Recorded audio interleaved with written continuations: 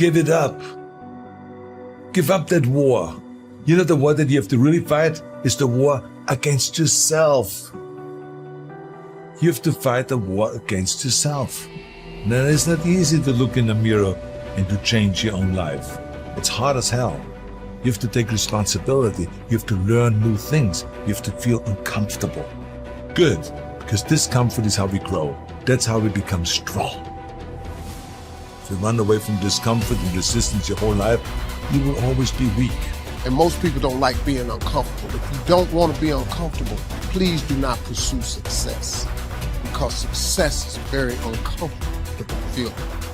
And I just learned to be comfortable being uncomfortable. Your comfort zone is irrelevant.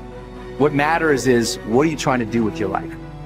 Future you is going to give you advice on what to stop, what to start, on what a more courageous action would be. What's the first thing they would tell you to be or do to be more courageous? You ain't gonna have much of a life. If you play it safe, you won't have much of a life. Life is risk. It take courage to pursue your dream. Now, it's gonna cost you something. Most people are not willing to pay what it costs to go after your dream, because you're gonna have to hurt a little bit. And those are the times when you want to run and hide. You gotta be able to find energy. You gotta make up games, make up tricks, make up whatever you can to get to the next evolution of life. All successful people, if they fail by trying greatly, not by playing it safe and wishing and hoping that everything will work out all right in the future. What they do is they take great risks with no guarantee of success, and so can you. Rich people don't sleep 8 hours a day. That's a third of your life. You cannot be sleep 8 hours a day. We do not retreat. We do not give up. We do not surrender. And the reason why most of you are not successful is because every single time stuff not going your way, you give up, you quit, you let go, and people feel weakness. They feel it.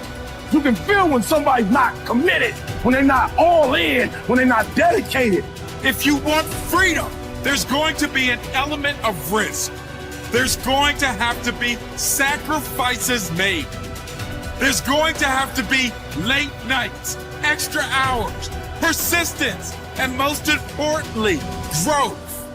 If you don't become someone else, you will not be able to earn your freedom. The person you are right now might not be good enough for the life you want.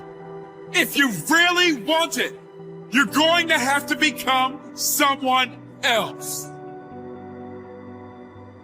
The voice in my head said, you know what, man? You're gonna die never even trying to reach your full potential. And how's that gonna feel? So I'm gonna live even while I'm dead. I'm gonna be, because I believe in a higher power, whatever it may be. I don't know what it is. I believe that your mind lives forever. Some spirit, something lives forever. I'm gonna be haunted by the mere fact that I literally that's what I was. You wasted that life. That's what I was, man. You look back and here lies David Goggins, a punk. That's it. And I get to live. So whatever heaven or hell is, you're in hell the rest of your life. The rest of your life. And if there is a God, which I hope to God there is, knowing what I put myself through now, whatever memories I have, if there's any at all, I'll be a happy man. But I knew that I was getting paid for this while I was living or while I was dead. I was getting paid for this, because basically to me, it was a huge sin. I'm basically just gonna sit here and just be a comfortable man and not even try. Wasting your life is a sin, It's right? a sin. It is. I'm not even gonna try. I want you to get over this notion that I find so annoying that so many people have, that success and power in life is dependent on something like genetics. Like some people are born with a larger brain, or they have wealthy parents who are able to send them to the right school, or it's all a matter of luck. What really makes people successful and powerful in life, and it's not just me saying this, I read hundreds of books on the subject, what makes people successful is their degree of motivation. Yeah, I could repeat it 100 times, but it's true every time I say it. When you are motivated, when you feel yourself emotionally engaged in the subject, you learn faster. You learn what it takes somebody 10 years to learn, you can learn in 2 years. When you feel emotionally engaged with something, you're able to push past all the obstacles.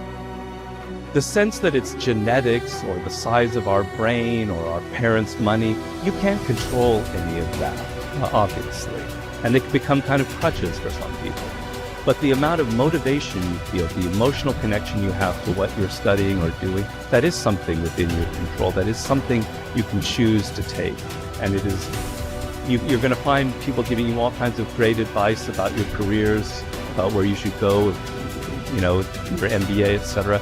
But if there's one piece of advice that I think is more important than that, it is this idea of following these natural inclinations and creating your own career path and finding a way to engage the deepest motivating parts of your psyche. Unhappiness is simply the lack of progress toward a preset goal. If you're not making progress, see, that's when unhappiness sets in. But here's where happiness begins: making progressive progress. You don't have to arrive all at once. You don't have to have it immediately. But as long as you're making progress, as long as progress is part of your experience now, it is a fantastic source of inspiration. Now here's the next one. Source of inspiration, and that is achieving. When you finally have arrived at that goal that you set. I want to have this much experience and be able to do this by 30 days from now, 60 days from now, 6 months from now. And finally, that 6 months passes, and there you are. Finally, the time passes, and you have it. Finally, the time passes, and the skill is now beginning to be polished, and it is so unique and effective. Achieving is an incredible source of inspiration. But here's what we notice.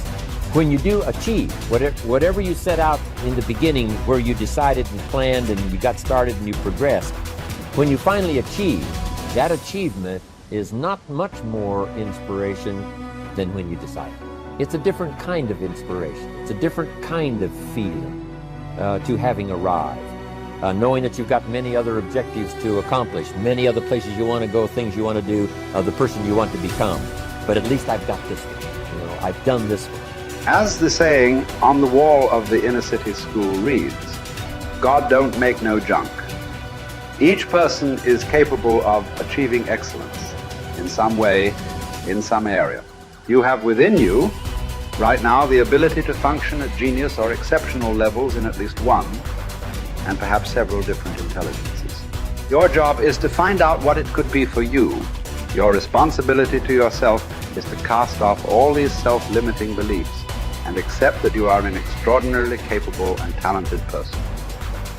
You are engineered for greatness and designed for success. You have competencies and capabilities that have never been tapped.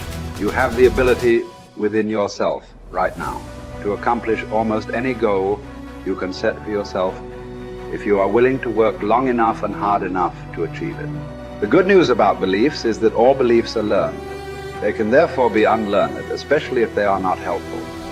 When you came into the world, you had no beliefs at all about yourself, your religion, your political party, other people, or the world in general. Today, you know a lot of things. But as the comic Josh Billings once wrote, it aren't what a man knows what hurts him.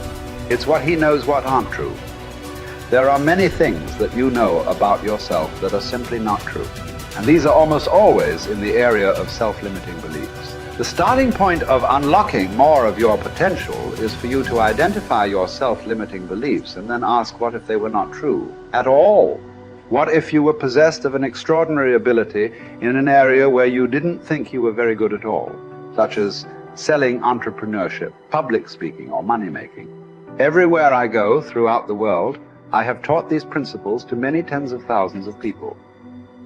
I have filing drawers full of letters from people who had never heard this idea of self-limiting beliefs before. But once they heard it, they changed their entire attitudes towards themselves. They began to see themselves as far more competent and capable in key areas of their lives than they had ever been before. In no time at all, they began transforming their lives and changing their results. Their incomes doubled and tripled and quadrupled. Many of them became millionaires and multimillionaires. They went from the bottom of their companies to the top, from the worst performer in their sales forces to the highest earning person in their companies. After they changed their beliefs about themselves and their personal potentials, they learned new skills and took on new challenges. They set bigger goals and threw their whole hearts into achieving them. By questioning their beliefs and by refusing to accept that they were limited in any way, they took complete charge of their lives and careers and created new realities for themselves. And what countless others have done, you can do as well.